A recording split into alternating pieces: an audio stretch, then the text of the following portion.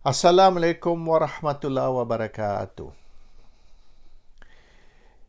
Islam mula datang ke Sumatera dan negara China lebih kurang 40 tahun lebih selepas wafatnya Nabi Muhammad sallallahu alaihi wasallam. Less than 100 years. Islam sudah sampai ke Sumatera dan juga negara China. Dan masjid yang tertua sekali di China ialah masjid di Canton yang dibina lebih kurang 100 tahun selepas wujudnya Islam. Dan masjid tu walaupun sudah 3 kali terbakar masih wujud. Dan saya ada pergi ke Canton dan saya semayang di masjid tersebut. Masjid yang dibina tak sampai 100 tahun selepas wujudnya Islam dan Islam sampai ke negara China. Dan juga Islam sampai ke Sumatera lebih kurang 40 tahun, 42 tahun selepas wafatnya Nabi. Tetapi orang Melayu di Malaysia memelukki Islam lebih kurang 900 tahun dulu, tak sampai 1000 tahun. Sebelum tu orang Melayu ada yang Hindu, ada yang Buddhis. Kalau di negeri itu Buddhis. Dan mereka memelukki Islam apabila Sultan Kedah, Sultan Terengganu, Sultan Melaka memelukki Islam. Jadi orang Melayu pun ramai masuk Islam selepas itu. Jadi boleh dikatakan orang Melayu sudah diislamkan lebih dari 800 hingga 900 tahun dulu, nak masuk 1000 tahun, tapi Islam sudah mula datang 1400 tahun dulu ke beberapa negara di ASEAN dan juga di negara China. Jadi Islam ni bukan satu agama baru bagi penduduk-penduduk Asia dan juga China.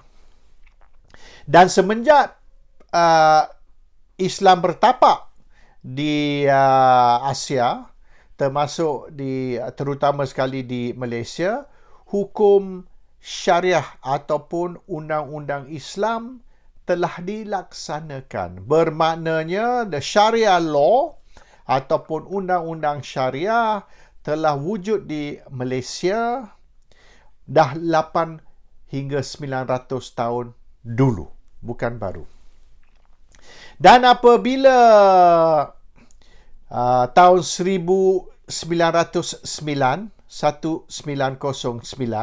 apabila British menandatangani Bangkok Treaty bersama Raja Siam, Terengganu, Kelantan, Kedah, Perlis dipindah kepada jajahan British. Dulu Terengganu, Kelantan, Kedah, Perlis di bawah Siam.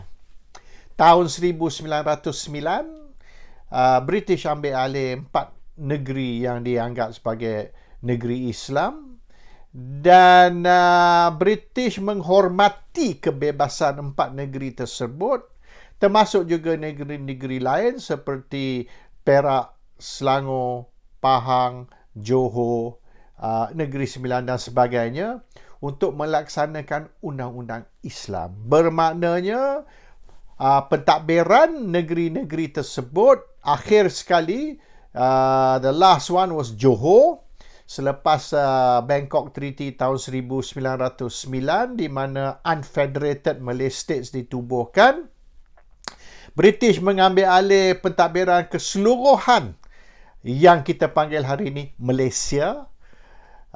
Dan British menghormati kebebasan tiap-tiap negeri untuk melaksanakan hukum Islam ataupun hukum syariah. So the British did not abolish Sharia law or Islamic law di dalam tiap-tiap negeri. Walaupun pentadbiran semasa itu pentadbiran British. But the British respected the autonomy of the Malay customs, Malay traditions and Malay religion. Malay religion maksudnya Islam. Jadi British memahami yang orang Melayu ada dia punya budaya, ada tradisi dan ada agama mereka sendiri. Dan apabila British mentadbir misalnya Kelantan tahun 1909, Sultan Kelantan masih berkuasa untuk melaksanakan undang-undang. Bermaknanya undang-undang di bawah Sultan Kelantan, saya ambil satu contoh, tapi negeri lain pun sama, undang-undang di bawah Sultan Kelantan, dan yang menjalankan hukum ialah Sultan Kelantan, tetapi British membantu Sultan Kelantan untuk menjalani hukum tersebut. Misalnya apabila hukum bunuh dijatuhkan kepada sesiapa, maka hukum bunuh itu diturunkan melalui undang-undang Islam, iaitu Sultan Kelantan, tapi yang menjalankan hukum tu ialah polis British. Dan so ada kerjasama di antara British dengan Sultan untuk nak melaksanakan hukuman Islam, walaupun hukuman bunuh tersebut di bawah hudud atau di bawah undang-undang Islam. British membantu melaksanakan hukuman Islam tersebut. So there is a cooperation between the British and Sultan to implement Islamic law. Ini memang wujud. Tahun 1909 lagi apabila British ambil alih Kelantan, selepas Bangkok Treaty, benda ni wujud. Dan apabila merdeka tahun 1957, hukum syariah tu masih berterusan. Cuma ada perbezaan di antara undang-undang federal, iaitu undang-undang yang diluluskan oleh parlimen, dan undang-undang negeri, di mana sekiranya ada satu undang-undang yang dikeluarkan oleh parlimen, maka undang-undang tu take precedence. Maknanya misalan, kalau kita mengedar dadah dan kita dihukum bunuh oleh kerana death sentence, oleh kerana kita terlibat di dalam pengedaran dadah, maka itu di bawah parlimen, bukan di bawah negeri. Sebab tiap-tiap negeri tidak ada death sentence untuk dadah, cuma parlimen law. So perbezaan dia, bila ada parlimen law, maka parlimen law mengatasi state law, iaitu hukum syariah ni secondary kepada hukum parlimen ataupun undang-undang parlimen. Itu saja. Tapi tidak ada confusion sebab clear. Ini di bawah federal law, ini di bawah state law. State law ialah Islamic law atau hukum syariah. It's always been. Beratus tahun hukum syariah ni wujud dan dilaksanakan di tiap-tiap negeri. Apabila merdeka, apabila wujud parlimen, maka parlimen menjalankan tanggungjawab tertentu, tetapi di mana melibatkan hukum Islam atau hukum syariah, negeri masih berkuasa. Tetapi hukum syariah ni bagi orang Islam saja. Misalan, orang bukan Islam, kalau dia berzina, dia berjudi, dia minum arak, dia makan babi, dia tak semayang, dia tak puasa, itu lantak dia lah. Sebab hukum syariah ni tidak boleh dilaksanakan ke atas orang bukan Islam. Orang kafir bebas dari hukum syariah.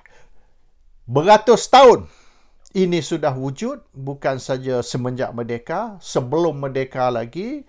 Masa Kelantan, Terengganu, Perlis, Kedah masih di bawah Siam lagi pun, sebelum tahun 1909 juga ini masih wujud. Bermaknanya walaupun Siam berkuasa di atas misalan Kelantan, Terengganu, Kedah, Perlis, tapi undang-undang syariah dilaksanakan di negeri-negeri tersebut dan bukan undang-undang Siam, tapi undang-undang Islam. Jadi ini has always been. Dari awal dulu sudah beratus tahun, 800-900 tahun semenjak orang Melayu menjadi Islam, is always been. Sekarang ni, DAP menentang hukum syariah. Dan DAP ni mengatakan yang hukum syariah ni denying the non-Muslims their right. Maknanya menafikan orang bukan Islam hak mereka. Di mana Adakah orang bukan Islam minum arak ni ditangkap? Tak ada. Adakah orang Islam ni berzina ditangkap? Tak ada. Orang bukan Islam tak payah puasa, tak payah semayang. Mereka bebas buat apa saja mereka nak mengikut agama mereka. Walaupun di dalam kes-kes tertentu, agama mereka pun tidak dibenarkan kelakuan tersebut. Misalnya kes semburit misalnya. Kristian pun mengharamkan kelakuan semburit, tapi orang bukan Islam masih buat, orang Kristian masih buat. Tapi itu hak mereka lah. Undang-undang Islam tidak boleh diguna, tidak boleh dilaksanakan ke atas mereka. Walaupun mereka melanggar agama mereka sendiri. Asalkan bukan orang Islam yang melanggarkan Islam. Jadi isu ni, DAP menentang sangat hukum syariah ni, menentang sangat undang-undang Islam ni apa hal? Dan mereka menuduhkan PAS ni cuba melaksanakan hukum Islam. PAS tidak cuba melaksanakan hukum Islam. Hukum Islam ni wujud hampir 1000 tahun. Semenjak Islam mula-mula datang ke Asia, semenjak orang Melayu menjadi Islam, hukum syariah sudah ada. Lama, long before the Chinese came to Malaysia or the Indians came to Malaysia. Jadi, apabila orang Cina datang ke Malaysia, orang India datang ke Malaysia tahun 1850 hingga 1920, ini the migration. Tapi sebelum tu memang ada Cina, India datang. Tapi yang British bawa tu tahun 1850 hingga 1920. British bawa masuk berjuta orang India, orang Cina untuk bekerja sebagai kuli. Semasa tu hukum syariah sudah ada. Sudah 800 tahun, 700 tahun sudah ada. Jadi, apabila mereka datang, hukum syariah sudah ada. Bukan kata hukum syariah baru nak dilaksanakan. Jadi, yang mereka ni menentang sangat, lantang sangat, marah sangat dengan hukum syariah, dengan undang-undang Islam. Kenapa? Bukanlah PAS ni sekarang baru cuba nak melaksanakan hukum syariah. Tidak, cuma yang PAS cadang ni untuk meminda beberapa akta. Sebab ada akta-akta tertentu, undang-undang tertentu yang mungkin tidak praktik lagi dan mungkin perlu dipinda. So it's only about amendments to the Sharia law. Pindaan kepada undang-undang Syariah. It's not implementing Sharia law. Sharia law telah ada, has been implemented already 800-900 years. It's been implemented. It's been around 800-900 years. PAS is not trying to implement any Sharia law ataupun undang-undang Islam. It's already there. It's already there 800-900 years. Cuma PAS nak pindah beberapa akta sahaja. Jadi, tuduhan bahawasanya PAS ni cuba nak mengislamkan Malaysia. PAS ni cuba nak melaksanakan undang-undang Islam yang akan menafikan hak orang bukan Islam. Itu satu retorik yang palsu. Itu satu fitnah. DAP nak cuba memainkan sentimen anti-Islam, anti-Syariah, anti-PAS. Itu saja. Mereka memomokkan Islam dan mereka nak